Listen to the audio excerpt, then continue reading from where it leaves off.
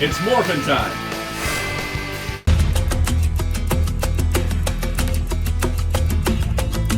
Hello, this is Soundout here, and welcome to my review of the SH Figuarts Sandland, Beelzebub, and Rao and Thief set. So these are two separate releases that get you the main trio from the original Sandland manga and the early part of the anime. And I think it's really cool that they actually made these, and I'm appreciative of the fact that Bandai put them out back to back. And that's really, really cool to see, because it doesn't always happen. Sometimes we wait a long, long time to get a follow-up character, but we got the main trio right out the bat pretty quick. So this guy came out 2 months prior to this set, and so they were pretty close, but not exactly at the same time. Now, we're going to take a look, of course, at all of these. Let's take a quick look at the boxes. What I find interesting about the boxes is that the Sandland boxes are the same style as the Dragon Ball boxes. And I think that's because, you know, Akira Toriyama created both, but you can see they have that multiple panel style, that's sort of like manga style. And overall, it looks kind of similar to the Dragon Ball ones, though I think they're a little bit more exciting because the Dragon Ball ones have like this gray background, whereas you have sand all over. You have like a sand dune pattern, which I think is super duper cool. We can see Beelzebub, super action, super modeling, and he looks pretty terrific. Comes with a ton of accessories. And then over here we got Rao and Thief. They're a 2-pack. It's mostly Rao is the fully articulated figure, Thief is the less articulated, but of course we will take a look at that. But you can see how their box looks pretty stacked too. They really put some love into these. Whoever's in the Figuarts department loves Sandland, shout out to you, because this turned out really nice. So of course we're going to open them up. We're going to take a look at all their features, all their accessories, all their cool stuff. But before we get too far in, if you enjoy this type of video, please hit the like button. Helps more know that you want more Sandland videos, more Figuarts videos, and helps the video get out to more people. And also subscribe in the notification bell if you haven't already. Help the channel grow to be able to do more videos like this. So let's take a look, starting with Beelzebub, then Rao and Thief. So here he is, Prince Beelzebub of the Demon Kingdom, or the Demon Village is what they are now.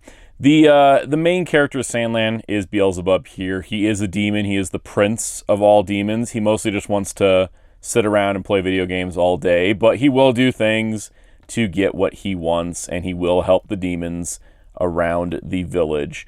And he's such an endearing character. He's really energetic, really fun, and he just is a delight to see, whether in the manga or in the game or in the anime. He's just a delightful character, and I love having this figure of him. What's really cool too is that Bandai did pack him out with a ton of accessories, so despite his kind of small size, you won't feel it in the price because of everything he comes with. So sculpt-wise, I think, you know, we're going to start with, of course, his neutral face, which makes the most sense. It's the one he's packed with. Very nice. Very much looks like the character. You can see his goggles up here. You can see how he's got his spiky hair, but then his horns, and I do like that there's a separate paint gradient on the horns, and they are separate pieces, so you can actually notice where the horns are compared to the rest of his head. You can see the goggles wrap around the head. Really, really nice. He's got his little cape. The cape reminds me a lot of Majin Buu, kind of also with his pink color, which I think is kind of fun. We got his cape there. He's got his shorts, his wristbands, and down here you even got the blue sock with the yellow boot, which is really, really cool. And then you got his tail here as well. And he looks terrific. I mean, he's not super like paint heavy because it's like that, but they did give him some nice gradient shading. Like you can see on his torso here, he's got a nice like purple gradient. Same with like the tips of the hair, which it's based on the anime, and it looks very accurate to the animation model. So to make it easier to actually pose, I'm going to take his cape off just so we can look at his joint range a little bit better here. There's a ton of swappable parts in this guy. So first of all, he's got a ball joint at the bottom of the neck, ball joint at the top of the neck, so it moves left, right, all around. It can get some nice angles to it. Shoulders move out. The shoulders also move in and out. They move forward more than they move back, but they do move. You can 360, and you can rotate the bicep. Now, that is a tiny joint in the shoulder. He's full of tiny joints. I've been posing him around. I would still say, you know, it is a Figuart. Don't just like toss him at a wall or something, but he should be pretty good for normal posing. He has a single joint elbow there, which works pretty good. He's of course got the standard ball jointed Figuarts wrist, which is pretty nice considering how small he is. Hips that move out about that far, they move forward. They move down a little bit to move forward pretty far. They can move back a little bit. You get a thigh swivel here, single jointed knee, and then you get your ankle forward and back, left and right, and then also your toe joint. On top of that, he has an upper ball joint on his torso, and a lower ball joint at his waist. And on top of that as well, the tail pivots up and down and then also rotates. So you can get it in whatever position you wish to have it in. And I think that's pretty solid. But we need to go over his accessories, and we need to get started on that because his accessory count is kind of insane. So I wanted to do this broad overview here just so you guys get an idea what's going on. We've got 8 extra hands, we have 5 extra faces, an extra set of goggles, a water bottle, an extra back plate, an extra hairpiece, a crossed arms position, a different cape that is flowing out, and a bandana. There is a lot going on here. Now, of course, swapping hands is pretty self-explanatory, but with the goggles, you're probably wondering, how do we swap the faces? All right, so we're going to pop his head off because I found that is the best way to do things so you don't damage anything. We'll just put the body over here. So the way this is going to work is that you have the goggles. So you need to pop the goggles like this. They'll untab from the back here. And the more you do this, the more it'll work. It was very tight when I first did it. You need to get it popped off and then pulled over the ears and then remove the goggles completely and set those down. Then you'll split the face in half. And now you can choose an alternate faceplate. So if you want, you know, something different, you want them smirking here, we'll just put that on. And then in order to put the goggles back on, you have to get them around the head like this, line them up, plug them in, which works pretty good. Now, there is options for the goggles down like he does in the show because, you know, he's in a desert. Sometimes sandstorms kick up. So we're going to put that over here. Let's switch to the neutral face just for simplicity. So the awkward part is that you have the goggles, right? And so you got to get the goggles up and around the ears, and they'll plug into the same part here. So you got that, goes around, and then they'll line up over the eyes. And so this is a separate piece, but you have that same connection port so that it looks pretty clean. And there you go. So you can see his eyes through the goggles like that, which I think works pretty good. Now, the question becomes, do you want to have him without the goggles? So say, for example, you're doing a display where he's fighting, particularly that fight from the end of the Sandland arc of the anime or the end of the manga, where he's powering up basically for the first time we see him power up. If you want to have that look, you know, which is one of these faces, we'll just do this one. You don't want him wearing the goggles because he wasn't wearing them in that scene. So what you can do is you can pull this back of his hair off here. If we can get it off here. It's tricky because I don't do this one as often. So you pull this off, and then you take this other piece it comes with, you plug that on, and now you've got a clean head with no goggles, even in the back. That's a detail they didn't necessarily have to do, but I really appreciate it, and it's kind of what I look for in Figuarts, is that extreme accuracy to detail there, so you can have that going on. Now, adding to this, with the cape options, with the cape itself, you can remove it here, and you can see there's these 2 pegs on his torso. So if you want him wearing, for example, the bandana, it's going to cover it up, but if, again, we're going for the Berserker mode, you'd notice the pegs. So in order to accommodate this, you can pull the back part of his plate, the back plate off of his back, and put this other back plate on that has no pegs for the cape, and then you can plug this piece on here, and now you can see you've got a clean figure. No markings for the cape whatsoever. And that is super impressive. Now, on top of this, if you want to plug on his arms that are the alternate arms where his arms are crossed, you need to pop these off here. And what I recommend is plugging one side on and then popping the other side off and then bringing this around and plugging it in this way. So instead of trying to do both pegs at once, I recommend doing one and then doing the other. That's kind of a funny pose, but you can see now you got the crossed arms look for him. So with all that said, and just for, you know, the sake of doing this, you just pop the wrist off. Just be careful with the wrists, they are tiny. But pop the hands off the wrists, you can swap the hands. So with all this said, let's do a montage of iconic poses for Beelzebub that are all possible in the box with this figure. Here he is, confident in himself, running towards adventure, off on a journey and an exploration of the land of sand. Belz is ready to fight some bandits. Let's take a quick water break to reset our energy. Now he must fight his way through the sandstorm to get to the other side. And now he's powering up to face a truly strong enemy. The Fiend Prince is unbeatable when he's fully powered up. So Beelzebub is a great figure, emblematic of what makes all SH Figuarts great. Great attention to detail, great accessories, and when I mean detail, I mean detail. The little water bottle here, like, has the proper King Water, like, label to it and everything, and it has a little peg so that it stays in the hand as opposed to, like, falling out of it, which is just super cool. Really love that, and I just really love this figure. He is fantastic. And there is a Dragon Stars, not an Anime Heroes, but a Dragon Stars Beelzebub coming out from Bandai America soon, which I'm hoping to pick up and do a video on as well, because I'm curious to see how he compares to the SH Figuarts version. But I think it's time to take a look at Beelzebub's companions with Rao and Thief. Alright, so here's Thief. Thief is also a demon from the Demon Village, and he companions to Beelzebub. Beelzebub picked him to go on their journey together. He is actually younger than Beelzebub because demon aging is different, but of course he comes off being like an old man. And he's also an incredible thief with his multiple disguises, and that is where he gets his name. Now, the interesting part about the figure here is that they didn't give him full range of articulation.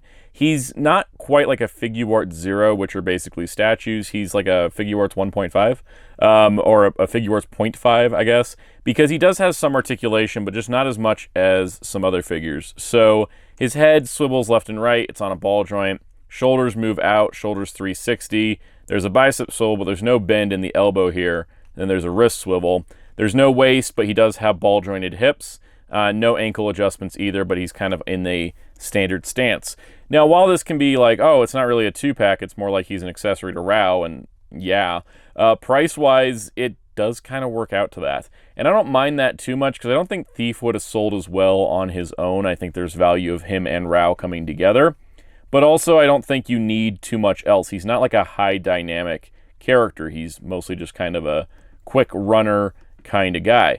So what they did for options to make him, you know, worthwhile is you can swap his arms out. So you get this set of arms, or you get a set of arms with bent elbows.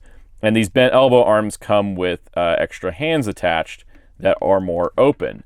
And so it's pretty easy to swap them over, but this allows you to have some more options, and I think this works pretty good. I think this is a good solution to this. The other cool part is if you don't want the open hand, you can swap over the fists from the other hands and vice versa, so that way you have your options here. If you want Thief doing kind of a different kind of pose, you've got some options. So you can be like fist pumping. If you want to have like just an arm extended down to where it is holding something, you have that option as well. So you can have kind of relaxed one. He does come with this water bottle, or not a water bottle, sorry, it's the Super Fair Spray, which is, you know, I think it's supposed to be Super Hairspray, and I don't remember if that's a pun, but he comes with this Super Fair Spray bottle, and that fits right in his hand, which is pretty much, I think, his accessory. I think Rao can hold it too. We'll check it in a minute. But he can hold that, or he can hold like the water bottle from Beelz and stuff. So you got options, and I think it's really cool. And then to mix it up, you have this neutral expression, and then you also have a much more expressive, like, laughing expression, which I think goes well with the overall, like, options you have here. Like, you can have him kind of cheering in excitement. I think it works best with the fists, but you can kind of have him cheering in excitement that things are going well. And I think that's super duper fun and makes for a fun inclusion. So it's nice to have a figure of Thief that's not a statue, but is a little bit articulated, though I'm not like too beat up over the fact he's not like, you know, 90 points of articulation or anything, because I don't think he needed it. I think this is perfectly good for him. And it's something I want to see the Dragon Ball line do more. There's some characters like Yajirobe or Korin that don't necessarily like need full articulation, and it'd be kind of nice if they could get figures sort of in this style where they're still articulated and they're still scaled correctly and they still look like Figuarts, but they don't have to be as expensive, therefore cutting down all the risks on all the sides of the business there. But I think it looks cool, and I think it's a nice addition. All right, here is Sheriff Rao. Rao was a human who accompanied Beelzebub and Thief on the journeys. In fact, the one that enlisted them to go look for the missing water in Sandland. And he is such a great character. Absolutely love Rao in the story, and just overall really cool. He has a great design. He's, of course, a sheriff, so he's got kind of like some of the sheriff details, like a mustache and a very stern expression. He's got his sheriff badge here, his brown gun belt with his pistol. It's holstered with the cord around the shoulder, as is typical for Japanese law enforcement. The thing is, he always says it's unloaded, but, you know, that turns out to not necessarily be the truth. I love the little details. I think it's funny, too. This is like I think this is the second Figuart I own with shorts like this. They kind of cracked the engineering on SH Figuarts Sasuke, like Kid Sasuke, and then they're doing it with GT trunks, but this is kind of like the next one in between, where the shorts part, you know, as opposed to pants, the shorts are like this separate, like, piece that moves, so that way it doesn't, like, interrupt the leg articulation. Kind of wish they used a similar thing for Luffy from One Piece. I see the first Luffy Figuart they did recently had a really restricted knee because of it, but it looks like the new Luffy that's coming out won't. So they're getting better at shorts tech, but I like this, like, let's just have the floating shorts. He's got the green socks as well, plus the brown shoes. He looks really, really nice. Now, articulation-wise, he's got a lot more than Thief because he has a full figure. So he's got a ball joint at the base of the neck, a ball joint at the top of the neck. The ball joint at the top of the neck doesn't have super range because it's trying to keep that very, like, narrow neck silhouette he's got going on. Shoulders move out. They move forward, back. They kind of ball joint around. You can rotate, of course. You have a bicep swivel, double jointed elbow, which comes up pretty good. Wrist joint moves all around. Upper torso ball joint, kind of a waist swivel, though be careful of the belt. The belt's pouches do articulate, which is really nice. You got hips that move out, hips that move forward, hips that move a little bit back. Thigh swivel, again, you can rotate the thigh without moving the short leg, but you can push that, and then you can bend the knee, double jointed knee, because the shorts is a separate piece.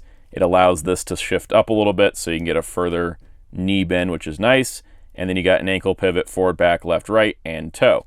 So he's got pretty good articulation, but what does he have in terms of accessories? So he has his iconic hat, and the way the hat works is it's a separate piece from all of his extra heads. So you can just put this on. You could have it rest a little bit further back, but he's a very professional man. He's going to have it right over his forehead. And you can put that, like I said, on any of the different heads he includes. But it's an important part of the sheriff look. Rao comes with these flat-palmed hands, so you can hit that Ultraman pose.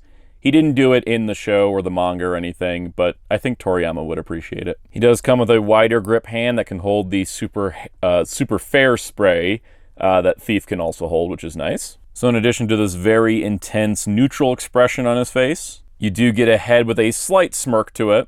Slight, very slight smirk. Plus you get a gritted teeth expression for those intense fights. And then he has a yelling expression for those very intense fights. Rao also includes a pair of tonfas and hands to hold them, and I think these look really nice, give him a lot of dynamic action things to work with. So of note with the tonfas, while you can try and squeeze them in like this, right? Like if you try to push it from in, that's fine, but when you pull it out, you might notice a little thing comes with it, and that's because there's these little caps. So while you pull it out here, when you go to remove it, it's not going to take that little cap with it. So if you're wanting to make sure you don't lose a piece of the tonfa by accident, I would make sure that when you're putting them in, remind yourself to pull these out, line it up with the hand like this, squeeze it in like so. If it will go, it's currently not going. There we go.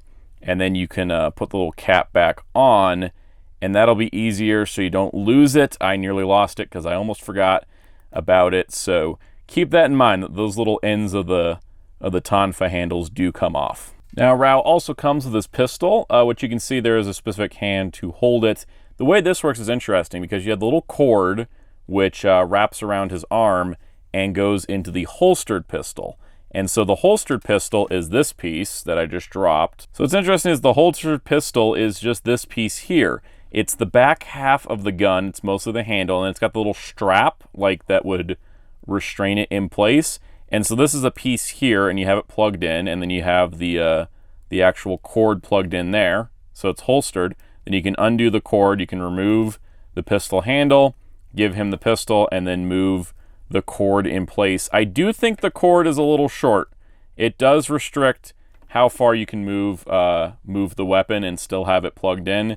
So you may just want to like just have it hang in there, not worry about it, but it also doesn't come off of his shoulder because of that. But yeah, it's kind of a neat little piece that you can keep it very accurate with the rope attached to the gun, which I think is pretty nice. So I think as a set, Rao and Thief make for a good pair. I think they add to Beelzebub as display potential, and I like that they don't come with any accessories for Beelzebub. It's a common problem with Figuarts nowadays that like everybody that's an extra character gets parts for the main character, and the main character is missing something because they saved it for another figure or something like that. So it's nice to see that these two are, you know, if you want to get, you know, the companions for Beelzebub, you can, but if you don't get them, you're not missing anything for Beelzebub, and I think it's super nice. But they make a very nice set, a very nice pair of figures, but how do they look with Beelzebub himself? So, of course, they look fantastic together. It's three great figures looking great together. They're, you know, I hope we see more Sandland Figuarts. I think we really do need On, because she is a main part of the Forest Land arc, and in the video game, she's in there even earlier. I think we need On to kind of round out the main heroes. But I think it's really great that we got Sandland Figuarts at all, and I think they're terrific. Now, how are they size-wise to normal Figuarts?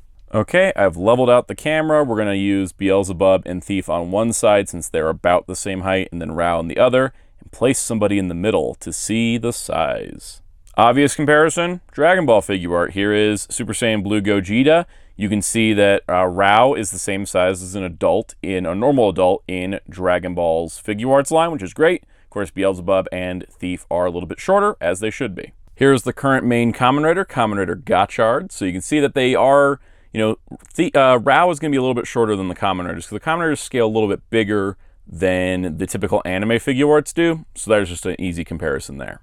And here's SH Figuarts Ultraman Blazar. So you can kind of see that, you know, just like with the normal scaling, Ultraman are a little bit smaller. They fit kind of in the range of the anime figures like Sandland or like Dragon Ball. And then here's a Hasbro 6-inch figure in the form of classified Shockwave. I picked him because he's got a tonfa and a hat, just like Rao does. So, you know, makes sense, right? Anyways, that's pretty much it for size comparisons. They are about average Figuarts scale, and I think that works pretty good. So overall, these three figures are a great addition to my Sandland collection. I love Sandland. I'm so happy they got figures. It's nice for one of Akira Toriyama's non-Dragon Ball works to get merchandise and toys like this. And it's just really, really nice to see. And I'm really happy to have them. And I'd highly recommend them if you love Sandland. It depends on how much you love Sandland, but I think they're terrific.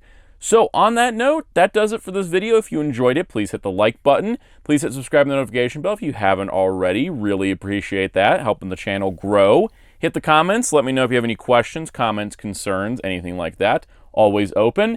You can find our live streams on this YouTube channel every Monday at 5 p.m. Eastern. We talk about all kinds of fun stuff. If anything Sandland related gets announced, I'll talk about it there. It's like our news show. You can also join our Discord server in the link below. Free to join, come hang out, come chat, come have fun. It's a good, fun community to be in. Also be sure to check out the channel memberships to help support the channel and keep us going.